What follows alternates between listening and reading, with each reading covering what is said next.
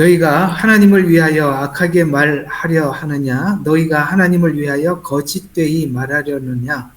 너희가 그분의 인격을 받아들이겠느냐? 너희가 하나님을 위해 다투겠느냐? 그분이 너희를 감찰하셔야 좋겠느냐? 아니면 이 사람이 저 사람을 조롱하듯 너희도 그분을 조롱하겠느냐? 만일 너희가 비밀리 사람들을 받아들이면 그분은 반드시 너희를 책망하리라. 그분의 탁월하심이 너희를 두렵게 하지 않겠으며 그분의 무서움이 너희에게 임하지 않겠느냐. 너희의 기억들은 재와 같을 것이요 너희 몸은 진흙덩이와 같을 것이라. 너희는 잠잠하고 나를 내버려 두어 나로 말하도록 하며 무슨 일이든 내게 임하게 하라. 아멘. 여러분들이 욥기를 하면서 많이 도움을 받고 있는 걸로 알고 있는데요. 특별히 이번에 제가 이 욥기를 여러분들과 함께 잘 정돈을 하면서 지금껏 하나님에 관해서 율법적으로 접근을 하고 또 신학적으로 접근을 해서 성경을 해석해 보려고 노력했던 많은 사람들에게 좀 도전장을 던져서 이제 우리가 하나님을 아는 지식을 그런 방법으로 접근할 것이 아니라 하나님께서 이 은혜라는 방식으로 접근을 해야 성경이 해석이 될 수 있다라는 부분을 좀 사람들인데 설득시키는 방향으로 욥기를 한번 정돈을 해 보려고 하는 것입니다. 여러분, 오늘은 이렇게 시작하면 여러분들에게 빨리 이해가 될 것 같으니까 한 가지 여러분들과 함께 꼭 공감을 해야 될 게 하나가 있는 게 있어요. 그게 뭐냐면 여러분 율법적인 교감이라고 하면 예를 들어서 이렇게 규칙을 정해놓고 규칙에 따라서 잘하면 상을 주고 잘못하면 벌을 주고 우리 아이들 키울 때도 그렇게 해왔을 겁니다. 그런데 율법적인 규칙은 감정을 서로 이해하지 못하게 만드는 약점이 있죠. 잘하면 상을 주고 잘못하면 벌을 받기 때문에 뭘 하기는 해도 그것이 나에게 얼마나 고마운 것인지 또 유익한 것인지 나에게 이렇게 뭔가를 그 규칙을 요구하는 상대방이 얼마나 나를 위하는 것인지에 대한 이해는 잘 되기가 어렵죠. 우리는 사실 굉장히 어려운 시대를 살아왔죠. 6.25가 끝나고 우리 아버지 세대는 그야말로 먹고 살기가 참 힘들어서 굉장히 가족들을 이렇게 살리는데 많이 애를 썼습니다. 그러다 보니까 여유가 없죠. 그 아버지 세대는 그 아버지 세대에 굉장히 유교적이고 또 어떤 보니까 권위적인 가정에서 자라와서 그런 것밖에 배우지 못했고 사실은 학교 교육도 그다지 깊게 배우지를 못했습니다. 왜냐하면 오랫동안 전쟁 중이었고 그래서 그런 것을 잘 배우지 못한 아버지 세대가 다음 세대인 저와 여러분들을 이렇게 키우면서 그렇게 사랑을 주지는 못했을 것입니다. 그러나 간혹 이제 우리들은 이제 나이가 들고 세월이 지나고 흘러보니까 지난날 부모님 세대가 얼마나 우리를 위해서 헌신을 했는지 알고 이제 그 부모님들의 어떤 여러 가지 좀 이렇게 마음의 상처도 입었지만 이해는 하게 되었죠. 지금쯤은 아마 여러분들이 그런 세대가 되었을 것입니다만 그러나 우리가 그렇게 자라오는 시간 속에 오늘 제가 여러분들에게 주제를 언급해 드렸던 것처럼 그 규칙과 원칙, 어른도 율법은 사실은 상대방의 감정을 이해하는 데는 도움이 되지 못하는 것은 사실입니다. 성경은 이런 말들이 있어요. 에스겔서에서도 하나님의 마음을 표현할 때 보면 하나님이 이스라엘 백성들을 보고 어떻게 할 수가 없어서 답답해서 그냥 이렇게 굉장히 힘들고 답답하면 자식들이 자기 말을 알아듣지 못하면 그냥 그 답답한 마음에 이리 왔다 저리 왔다가 막 그냥 가슴을 치면서 자책하는 부모님들 보셨죠. 또 창세기에도 보면 이런 말씀이 있어요. 하나님께서 사람 지으심을 후회하사, 이런 말씀이 나옵니다. 이게 무슨 뜻이냐면, 아이를 고치기 위해서 아무리 말을 하고 또 매를 대고 때로는 뭡니까 이렇게 위로해주고 격려해주고, 그래도 아이가 알아듣지 못하면, 이제 부모가 원하는 것을 알아듣지 못하면 이제는 아이에게 책망하는 것이 아니라 부모는 자기를 자책하게 됩니다. 이게 하나님께서 사람 지으심을 후회했다라는 말은 마치 여러분들이 자녀들을 교육을 하다 안 됐을 때 나중에는 아이에게 더 이상 책망하지 않고 부모가 자기가 자기 자신을 자책하듯이 딱 그런 이야기거든요. 근데 율법적인 이해를 가지고 하나님을 바라보면 하나님께서 사람 지으심을 후회했다는 말이나, 에스겔서에 보면 하나님이 이스라엘 백성들을 두고 어찌할 바를 몰라서 가슴을 치면서 왔다 갔다 이리저리 다니는, 또 호세아서에서도 하나님께서 이스라엘 백성들을 향해서 가슴을 치고 자기 자신을 이렇게 마치 학대하듯이 말을 하는 이런 말들을 알아듣지 못하죠. 무슨 뜻인지 이해가 갑니까? 율법으로는 아버지가 왜 그렇게 가슴을 쳐야 하는지, 왜 자기를 자책하는지 알아듣지 못한다, 이 이야기입니다. 오늘 그 얘기입니다. 오늘 13장의 이야기가. 율법은 상대방의 감정을 이해할 수가 없어요. 자, 오늘 여기 이제 이런 큰 주제를 가지고 13장의 주제가 그거니까 이제 오늘 하나하나 좀 풀어가 보도록 하죠. 사실 옆에 있는 이 친구들은 욥의 고난을, 사실 이 고난을 괴롭히거나 학대할 마음은 없었어요. 그러나 사실 욥 친구들도 욥을 위한다고 하지만은 사실 욥이 그 친구들의 말에 지금 이 문제에 욥이 당하고 있는 고난에 답이 되지 않고 별로 도움도 되지 않습니다. 지난주에 말씀드렸던 내용들을 한번 잠시 생각을 해보면, 우리가 하나님에 대한 이해를 할 때 율법적인 이해와 설교, 권면은 사실 1차적인 질서는 맞아요. 하나님의 공의와 사랑이 하나님의 나라의 그 기초적인 질서거든요. 하나님의 공의. 그렇습니다. 율법은 하나님의 1차적인 질서는 맞지만 사실 하나님의 전부는 아니죠. 단순히 기초일 뿐입니다.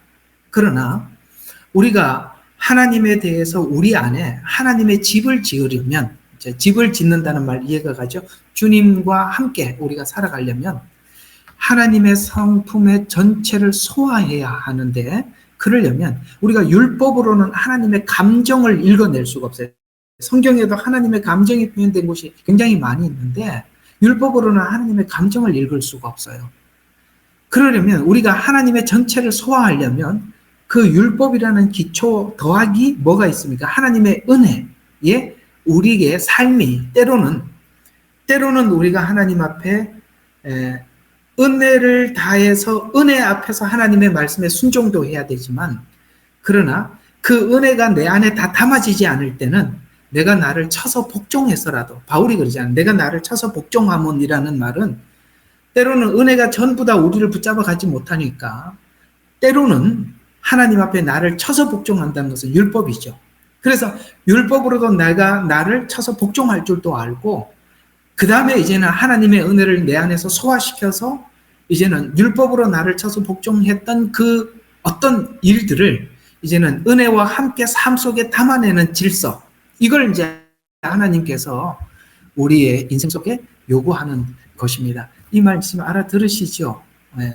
때로는 은혜가 하나님의 말씀을 다 따라가지 못할 때는 때로는 나를 쳐서 복종해서라도 하나님의 질서 속에, 하나님의 요구 속에 나를 이끌어내는 것.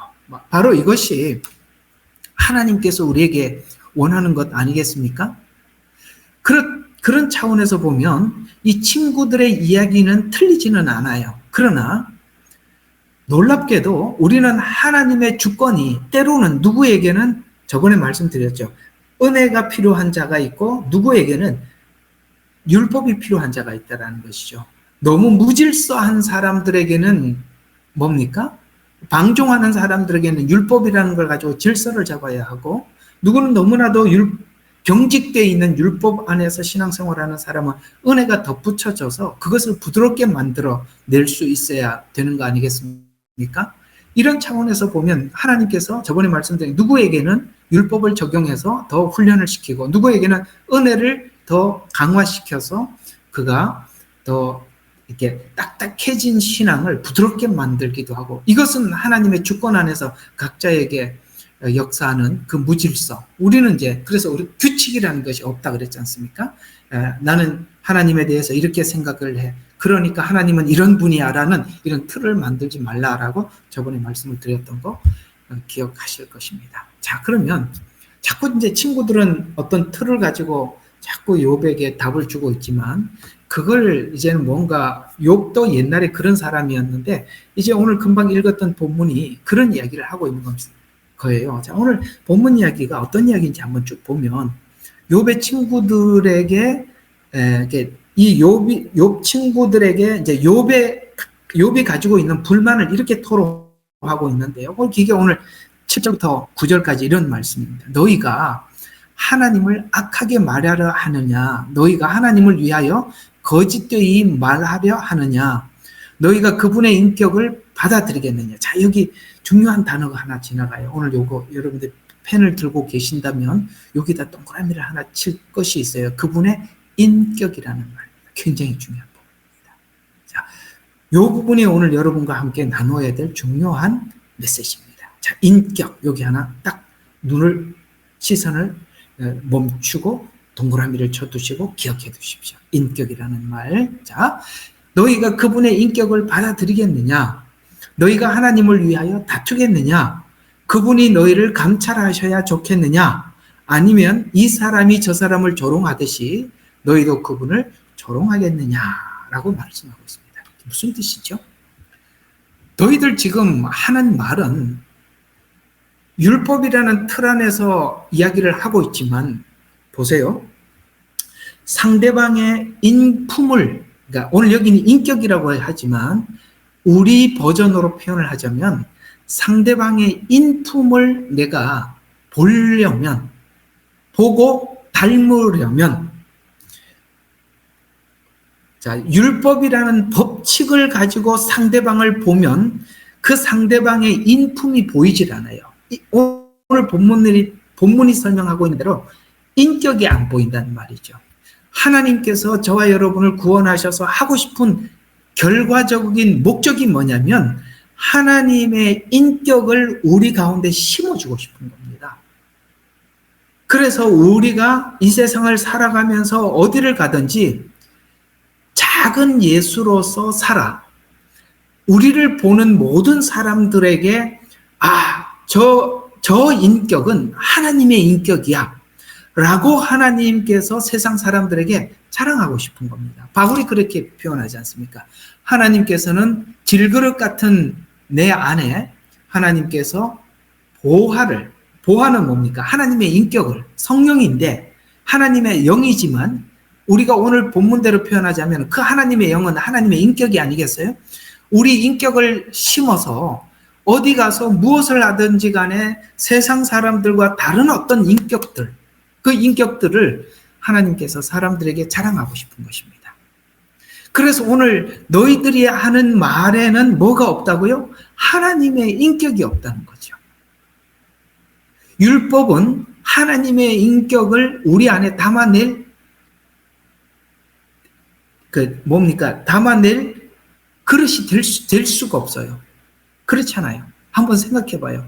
잘하면 상 주고 잘못하면 벌을 주는 이런 관계 속에서 우리가 교육을 받았다면 상대방의 인격을 내 속에 담을 수 있겠습니까? 성경은 하나님에 대해서 소개를 할 때 1차적으로는 율법이라고 소개를 하고 있지만 하나님을 가장 정확하게 소개한 성경이 어디죠? 요한복음 3장 16절 아닙니까? 거기에서 이렇게 말씀하고 있지 않습니까? 하나님이 세상을 이처럼 뭐예요? 사랑하사. 사랑은 율법으로 사랑을 담아낼 수가 없어요. 맞죠? 바로 사랑이라는 것은 그 상대방의 인품, 인격 안에서 확인하는 것이기 때문에 오늘 욥이 하는 말이 그 말입니다. 네가 지금 하나님에 대해서 나에게 설명을 하고 있지만 율법으로 설명한다는 것이 하나님을 악하게 말하려 하느냐라는 말은 늘 하나님은 우리에게 관용도 없고 자비도 없고 그냥 법적인 하나님이라면 하나님이 사실은 그런 하나님이라면 여러분 하나님이 선하다고 생각할 수 있겠습니까? 아니요. 저도 그렇게 생각이 들지 않는데 율법의 하나님이라면 우리는 하나님은 선하지 않아요.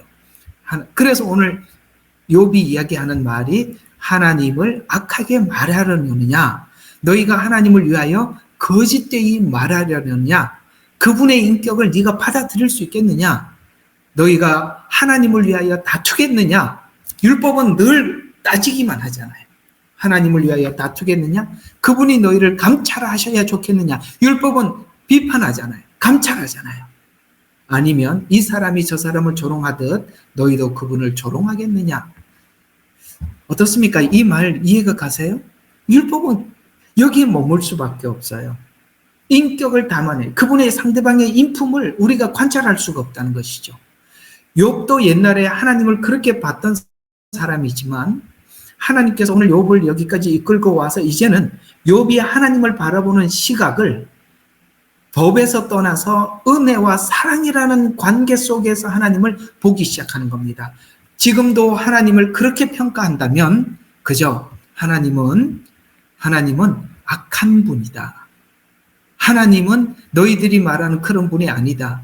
하나님을 거짓되이 말하겠느냐? 하나님과 다투겠느냐? 하나님이 너희들에게 그냥 감찰하시는 분에 지나지 않느냐라는 이런 말씀을 하고 있는데 어떻습니까? 하나님을 율법으로 하나님을 관찰하면 오늘 7절과 9절과 같은 이 말씀이 틀린 말 아니겠죠? 그렇습니다. 하나님은 이런 정도의 하나님으로 끝날 수밖에 없는 것이죠. 자, 그래서 오늘 욥이 하는 말이 이런 이야기입니다. 너희 말이 하나님을 위해서 말을 한다고 하지만 실제로는 하나님의 전부를 말하는 것이 아니라 하나님을 왜곡하는 말이다. 하나님을 진실하게 따르는 것이 아니라 너희 말은 하나님께 아첨해서 그저 하나님께서 주신 이 순간을 저번에 회개 말씀드렸잖아요. 이렇게 하나님을 이해하게 되면 회개도 순간을 지금 고통을 어려움을 면해보려는 그런 논리로 하나님을 눈속임하는 것에 불과할 뿐이다 하면서 책망하면서 이어서 10절과 12절에 하나님은 이런 책망을 하고 있는데요. 자, 10절에 보면 너희가 비밀리 사람들을 받아들이면 이 말은 순간 하나님의 눈속임을 한다면 그분은 반드시 너희를 책망하리라라는 말을 하면서 친구들은 하나님의 편을 든다고 말하지만 너는 너가 알고 있는 지식만 지키려고 하고 있는데 지금 하나님께서 이해가 가요? 네가 알고 있는 지식을 지킨다는 것은 하나님이 이러이러한 분이다 라고 이렇게 틀을 짜놨는 이 틀만 지키려고 할 뿐이다. 근데 여러분 이런 틀로는 하나님을 다 담을 수가 없으니까 지금 욥을 바라보면서 욥이 지금 이제 그릇이 넓어져 가고 있는 중이고 여러분 지금 알아듣고 있는 거예요? 얘기 좀 대답 좀 해줘봐요. 자, 욥은 지금 하나님이 그릇을 넓히고 있어요. 그런데 친구들은 자기가 알고 있는 틀 안에서만 자꾸 하나님을 말하려고 해요. 그러면 보세요. 욥은 지금 친구들에게 하는 말을 들어보면 지금 자기 그릇이 넓혀지는 거 있는 거 느껴지시죠? 근데 친구들은 계속 반박을 하기를 자기가 알고 있는 지식 안에서만 하나님을 자꾸 이렇게 증명하려고 하잖아요. 그러니까 지금 욥이 하는 말이 그거예요.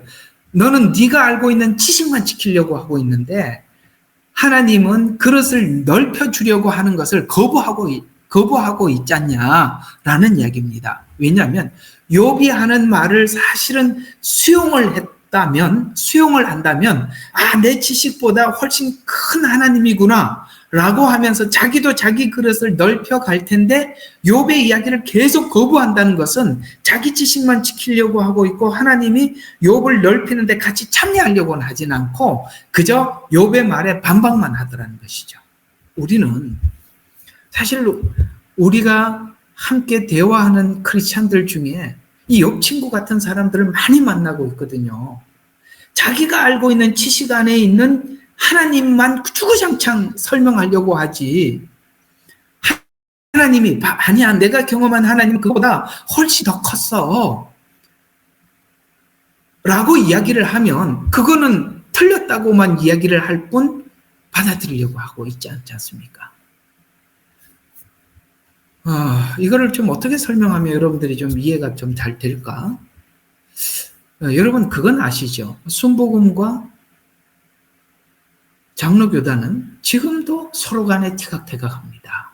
어떤 측면에서 티각태각하냐면, 순복음은 하나님의 기적을 많이 체험하니까 야, 말씀만 있는 게 아니라 하나님은 우리가 알 수 없는 어떤 기적도 베푸시는 하나님이셔 라고 하면, 사실 말씀만 중요하게 생각하고 말씀 안에서만 하나님을 찾으려고 하는 장로교는 그런 체험들이 없으니까 이 순복음에서 하는 사람들의 말들을 잘 소화하고 받아들이는데 굉장히 무리가 되죠. 이런 것처럼 지금 욥과 친구들은 서로가 바라보는 지점이 좀 달라요. 원래 욥도 같은 사람이었지만 하나님이 지금 넓혀가고 있어요. 야, 점점 넓혀가고 있는데 욥 친구들도 욥의 이야기 속에 아, 그래? 하나님이 우리가 알고 있는 것보다 더 큰 어떤 게 있단 말이야? 라고 이렇게 접근을 해 들어갔더라면 사실 욥 친구들도 훨씬 그릇이 넓혀질 텐데 받아들이려고 하지 않습니다. 자, 이 말 공감하시죠? 각자가 자기가 알고 있는 하나님만 주구장창 설명을 하지 그걸 더 수용하려고 하지 않는 지금 그런 팽팽한 대화 속에 서로가 이렇게 대화를 하고 있습니다. 그러면 이런 자기 논리에 빠진 이해는 하나님께서 책망할 것이다 라고 말씀하고 있습니다. 자, 친구들이 지금 자기가 이해하고 있는 이 틀 안에서만 하나님을 소개하는, 하나님을 말하는 그런 사람을 하나님이 책망할 것이다. 어떻게 책망하냐? 12절을 보십시오. 이렇게 하나님은 책망할 것이라고 말씀하고 있는데, 자, 너희의 기억들은 재와 같을 것이다. 네가 알고 있는 지식은 타고남은 재와 같아서, 여러분 재가 무슨 소중하겠어요? 재와 같을 것이요. 또 너희 몸은 진흙덩이 같을 것이다. 라는 이 말은 율법적 이해와 해석은 겉으로는 강해 보이지만 재 같은 속담과 같아서, 여러분 재는 지금 조금 전에 뭡니까? 나무가 불에 탔을 때는 생명이 있었어요. 그러나 불에 다 타고 남은 찌꺼기가 아니겠습니까? 그래서 물론 나무가 탄 결과물이 재입니다. 그런데 재는 더 이상 불을 붙일 수가 없죠. 무슨 뜻입니까? 네가 알고 있는 지식은 마치 속담과 같아서, 재 같은 속담과 같아서 너의 말에는 생명이 없다. 그렇습니다. 율법은 죄를 깨닫게 하는 것이, 깨닫게 하는 역할은 해도 죄를 돌이키게 만드는 능력은 없다는 거예요. 생명이 없다는 것이죠.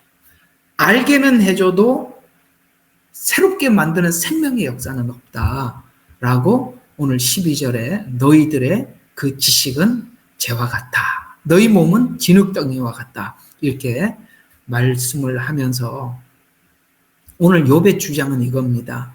욥기에서 관찰해 보듯이 율법은 지식이라는 한계에 머물 수밖에 없습니다. 율법이라는 틀은 굉장히 강해 보이지만 사실은 그 감각, 다른 말로 감성, 감정 이런 것들에 대해서 아까 주제처럼 이렇게 접근을 하지 못하게 만들죠. 성경은 훨씬 더 율법이라는 이야기보다는 율법 안에 하나님의 뭐가 섞여서 성경이 설명이 되고 있냐면 그 율법 안에 하나님의 사랑이, 은혜가, 자비와 이런 것들을 우리에게 훨씬 더 설명해 주려고 성경은 우리에게 그걸 어필을 하고 있죠. 우리가 율법이라는 관점 안에서 보면 이 구약이 이해가 되질 않아요. 여러분 구약을 읽으면서 덮어둔 적이 있었을 것입니다. 구약은 구약 같은 하나님이 아니었으면 좋겠다. 이스라엘 백성들이 노력을 안 한 것은 아닌데 이렇게 노력을 해도 하나님은 늘 이스라엘을 향해서 못마땅하게 여기시고 심판만 하시더라. 그런 하나님이시면 좋겠습니까? 아니죠. 우리 모두가 바라는 그 하나님은 율법 안에 하나님의 사랑이 흐르고 은혜가 흐르고 자비와 그런 하나님의 감정이 풍부하다는 것을 성경은 우리에게 말씀을 하고 있습니다. 여러분, 성경에 우리가 보면 첫째 아들과 둘째 아들 이야기가 나옵니다. 왜 둘째 아들을 주님은 왜 그토록 기뻐하시면서 맞이했을까요? 첫째 아들은 틀림없이 삽니다. 분명합니다. 아버지께도 말하죠. 내가 지금 아버지께 한 번도 어김이 없다라는 말은 완벽한 율법이라는 틀 안에서 분명한 아버지께서 요구하는 분명한 모든 것을 다 하고 살았다는 것입니다. 그래서 첫째 아들은 틀림없이는 살았지만 문제는 아버지 마음에는 얼마나 아버지가 걱정되는 자녀인지는 모르고 있는 것입니다. 바로 이것이 율법이라는 틀 안에서 살아가는 사람들이 아버지의 걱정거리가 된다는 것입니다. 그는 굉장히 강해 보이고 분명히 말합니다. 한 번도 아버지의 말을 거역한 적이 없다라는 이 사람이 교회에 얼마나 무서운지 압니까? 그 사람처럼 분명한 사람이 없거든요. 그러나 여러분 아셔야 하는 것은 하나님께서 우리에게 원하는 삶은 분명하게 사는 것을 원하는 것이 아니라 하나님의 마음을 알고 하나님과 동행하며 살기를 원합니다. 제 말 이해가 갑니까? 틀림없이 사는 것을 원하는 것이 아니라 하나님의 마음을 알고 주님과 동행하며 살기를 원하는 거예요. 여러분들은 어쩌면 친구들처럼 지금까지 하나님은 분명하게 사는 것을 원해 라고 열심히 하나님을 그렇게 섬기려고 몸부림쳐 와서 살다가 어쩌면 우리 예레미야 눈물 교회에 와서 모두가 하나님의 마음을 알고 하나님의 그 마음과 일치하려고 노력하는 그런 사람으로 변해 있을 거라고 저는 생각을 해요. 왜? 저는 하나님의 마음을 많이 설명을 했지 하나님은 이렇게 율법적으로 분명하신 분입니다라는 설명보다는 이 부분을 여러분들에게 훨씬 더 많이 설명을 했거든요. 저는 친구들과 같은 하나님을 소개한 게 아니라 욥과 같은 하나님을 소개해 왔습니다. 첫째 아들은 그렇습니다. 아침에 인사 철저하게 하고 하루 생활에 철저하게 자기를 관리하고 저녁에는 질서 있는 삶을 살지만 아버지의 마음을 모르고 감정적 교통이 없는 자식을 아버지는 내가 이런 자식을 원했다. 나는 이런 자녀가 내가 원하는 완성품이다라고 꺼내놓을 수 있을까요? 여러분, 유대인들은 어디에도 하나님께서 유대인들을 자랑한 적이 없습니다. 하나님께서 자랑하고 싶은 것은 둘째 아들이죠.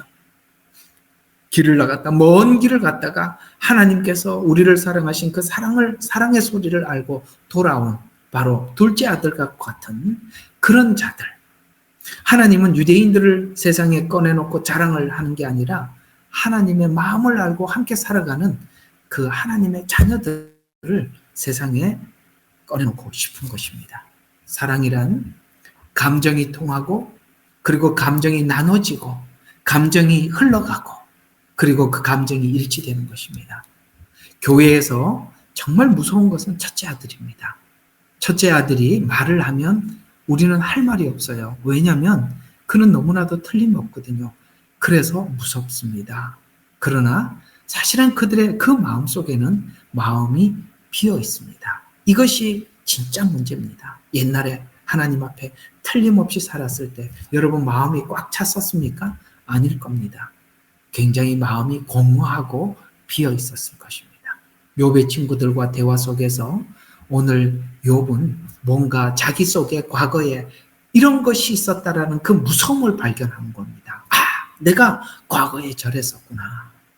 하나님께서 지금 내가 과거의 이런 모습에서 나를 건져내고 이제야 벗어나고 있구나. 친구들의 이런 모습을 보니까 내가 이렇게 하나님을 섬길 뻔했구나. 분명하고 어쩌면 이 욥은 친구들보다 훨씬 더 분명했던 사람입니다. 드디어 욥은 그런 위선의 옷을 벗고 하나님 앞에 더더욱 하나님이 사랑하는 하나님의 마음을 아는 자로 지금 서서히 변해가고 있는 중입니다. 그래서 오늘 13장 10절에 보면 너희가 비밀리 사람을 받아들이면 이 말은 순간 눈을 속여서 눈속임을 한다면 그분은 반드시 너희를 책망하리라. 그렇습니다. 마음 없이 아버지의 말씀을 따라가면 그거 다 사실은 위선입니다. 마음이 없이 따르는 거니까 위선이죠. 그걸 보고 성경은 위선이라고 말씀하고 있는 것입니다. 율법적 신앙은 필연적으로 위선으로 갈 수밖에 없어요. 그래서 성경은 보면 이 바리새인들을 향해서 예수님이 단 한 번도 이 위선자들이야 라고 이렇게 표현을 안 한 적이 없을 만큼 항상 바리새인들을 향해서 너희는 위선자다, 회칠한 무덤이다, 독사의 자식이다 이런 표현을 쓴 겁니다. 그렇습니다. 여러분, 은혜가 나를 이끄는 삶을 사는 게 좋아요? 율법이 나를 이끄는 삶을 사는 게 좋습니까? 여러분, 당연히 목사님, 당연히 은혜가 이끄는 삶을 사는 것이 맞습니다. 그런 걸 원합니다. 우리 모두 그렇게 이야기할 것입니다. 그러면 왜 사람들은 은혜가 이끄는 삶을 살려고 하지 않을까요? 친구들처럼 거기 머물러 있을까요? 사실은 율법적으로 신앙생활하는 생활이요, 되게 편합니다. 왜? 규칙대로만 따라가면 되니까요. 생각할 필요도 없고 마음을 줄 필요도 없고 하나님에 대해서 알려고 할 필요도 없습니다. 그래서 우리가 편한 대로 신앙생활을 하려고 하면 은혜를 구하기보다는 율법을 추구하게 되는 것입니다. 우리는 반대로 생각을 해요. 반대로 생각을 해요. 율법으로 따라 사는 것이 굉장히 힘들다고 생각을 하지만 율법을 따라 신앙생활하는 것이 훨씬 더 쉬운 것입니다. 그래서 우리가 그저 내가 아는 대로 믿고 우리가 아는 대로 하나님을 앞세우고 살려고 하기 때문에 그렇습니다. 고난을 통해서 하나님은 이런 친구들과 같은 욥과 같은 그릇을 넓히려고 하거나 성숙해지기 위해서 하나님이 시도하는 모든 일에 사람들은 그저 자기 신학, 자기 지식 그런 것들을 딱 꺼내놓고 하나님은 이런 분인데 나에게 이럴 리가 없어. 욥처럼 이유 없는 고난을 줄 리가 없어. 여러분, 욥에게 준 고난은 그릇을 넓히기 위해서 주는 건데 그저 우리가 알고 있는 지식을 가지고 하나님은 이런 분인데 저는 하나님께서 나에게 이렇게 하는 것을 알 리가 없습니다. 그것은 하나님이 나에게 이 일을 하는 것이 아니라 우연히 생긴 거고 재수가 없어서 그런 일이 나에게 생긴 겁니다. 이렇게 치부하더라고요. 뭘 재수가 없어요?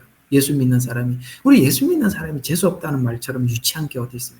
여러분, 하나님이 우리에게 뭘 하면 아이 재수 없어 이렇게 하고 거부할 겁니까?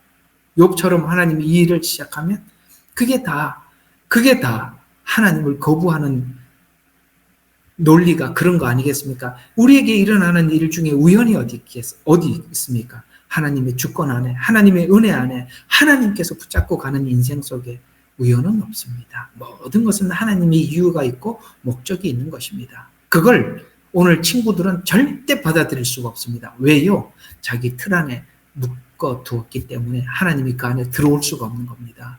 율법으로는 하나님의 그 느낌을, 감정을 담아낼 수가 없기 때문이에요. 오늘 이게 포인트입니다. 그래서 우리에게는 이 율법이라는 틀로는 할 수 없으니까 살아있는 생명의 역사, 하나님을 만나지 못하면 지식이 그저 생명 없는 지식이 될 뿐입니다. 그래서 욥은 이제 이 친구들이 준 이 답을 거부하면서 다른 길을 택하기 시작합니다. 다른 길. 이게 바로 욥기가 하고 싶은 말이거든요. 욥은 친구들한테서 답을 찾지 않고 율법에서 하나님을 찾으려고 하지 않고 이제는 다른 길을 가려고 하는 것입니다. 그것이 바로 오늘 17절부터 22절에 있는 말씀인데 여기 좀 기니까 18절, 22절 이 두 군데만 한번 살펴보도록 하죠. 18절은 이렇게 말합니다. 보라, 나의 주장을 제시하였으나 나는 내가 의롭게 될 줄 아노라 라고 말씀하고 있습니다. 의롭게 되었다라는 말은 욥은 자신이 완전하다고 말하는 것이 아니라 그 의롭다고 말하는 것은 우리가 말하는 칭의를 말하는 것입니다. 여러분, 칭의가 우리가 완전하기 때문에 의롭다고 말하는 게 아니라 예수님을 믿어서 의롭게 하셨잖아요. 그래서 하나님 앞에 의로운 자들에게는 정죄함이 없다라고 말씀하셨잖아요. 그렇다고 해서 우리가 완전합니까? 완전하지 않아요. 욥이 지금 그걸 알고 있는 것입니다. 욥기에서 로마서에서 하는 말이 그거잖아요. 예수님을 믿어서 우리가 의롭게 되었어요. 그러나 그 의는 완전해서 의롭다고 말하는 게 아니라 예수님을 믿었기 때문에 하나님이 의롭게 해주셨어요.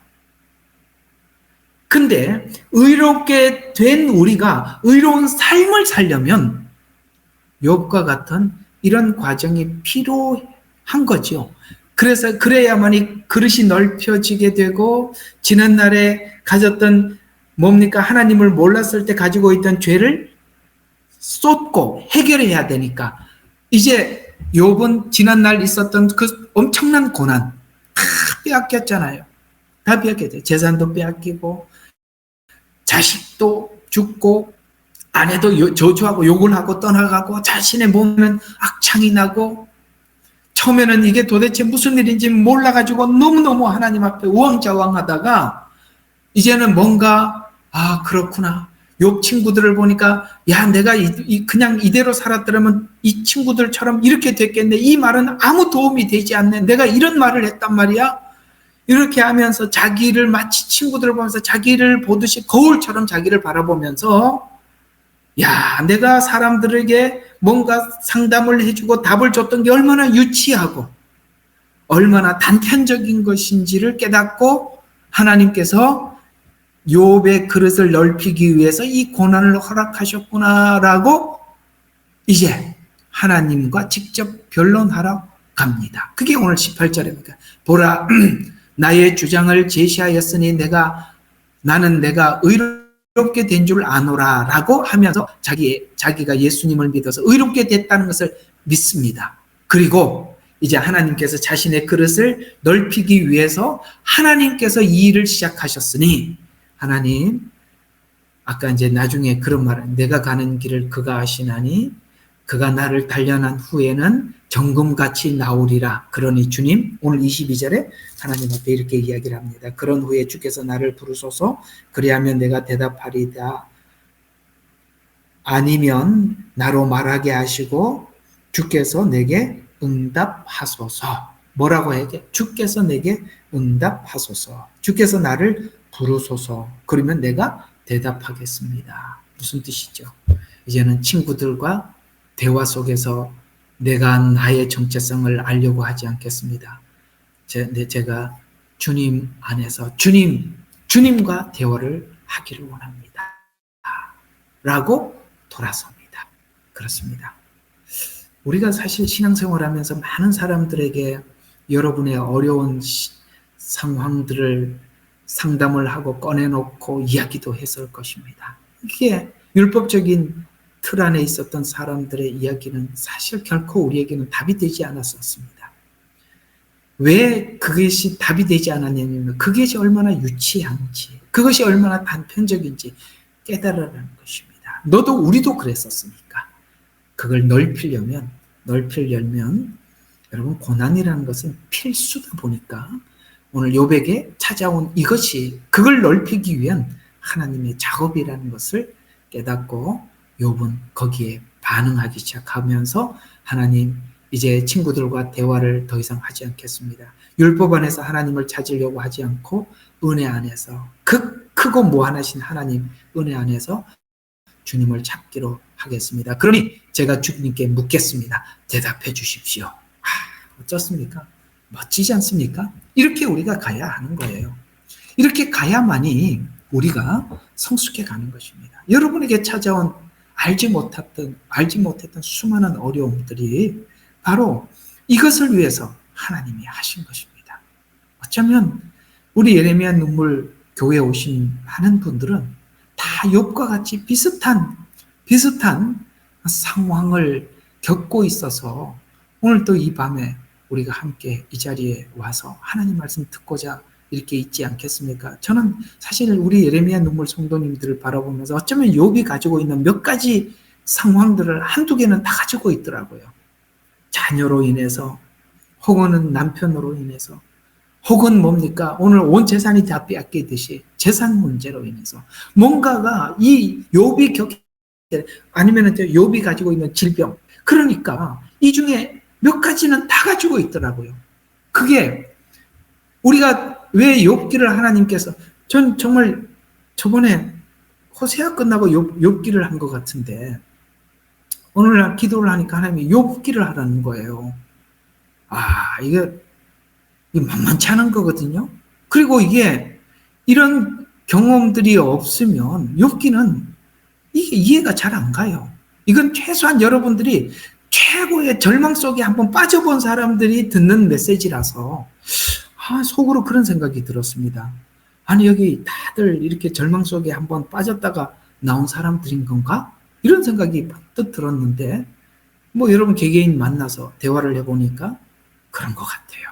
그래서 욥기를 하라는 거구나 라는 생각이 들었습니다.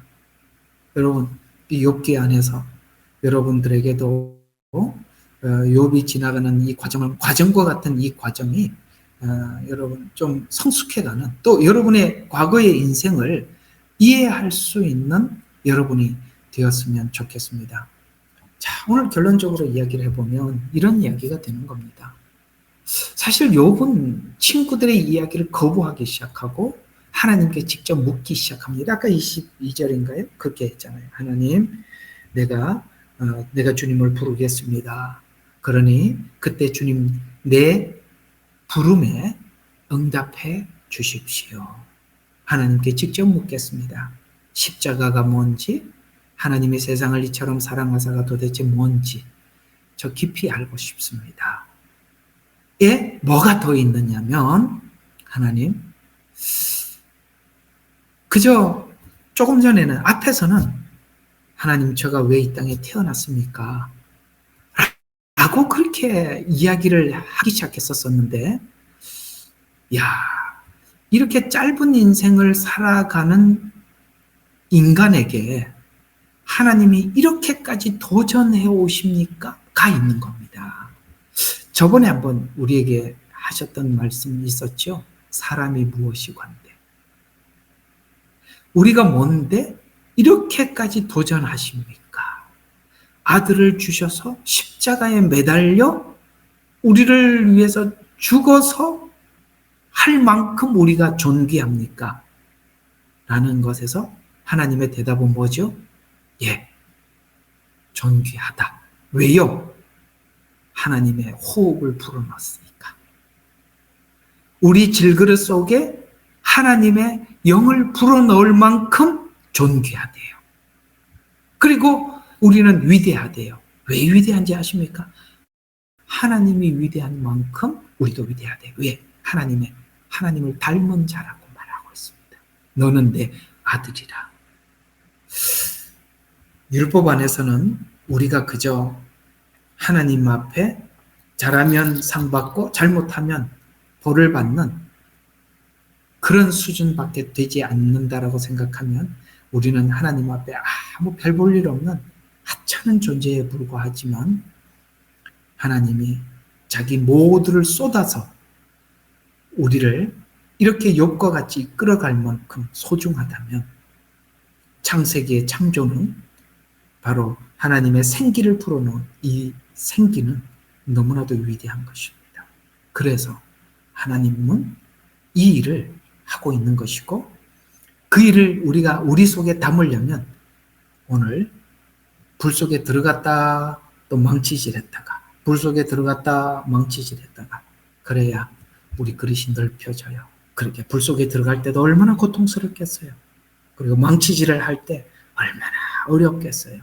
담금질을 해야 우리가 딱딱해져 가는 것입니다. 친구들은 그걸 거부하는 것이고, 욥은 오늘 13장까지 와서 야, 율법에는 답이 없다. 하나님께 묻겠다. 돌아서는 것입니다. 잘 오셨습니다. 그게 욥기예요. 오늘 13장 이렇게 여러분들과 함께 나누고 기도하고 마치겠습니다. 사랑의 하나님, 감사합니다.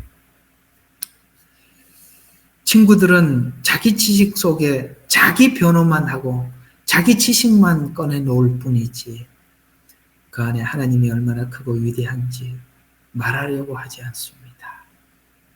주여, 우리는 다 욥과 같고 친구들과 같았으나 하나님께서 그 많은 사람들 중에 욥처럼 불러내셔서 우리의 그릇을 넓혀주시니 감사합니다.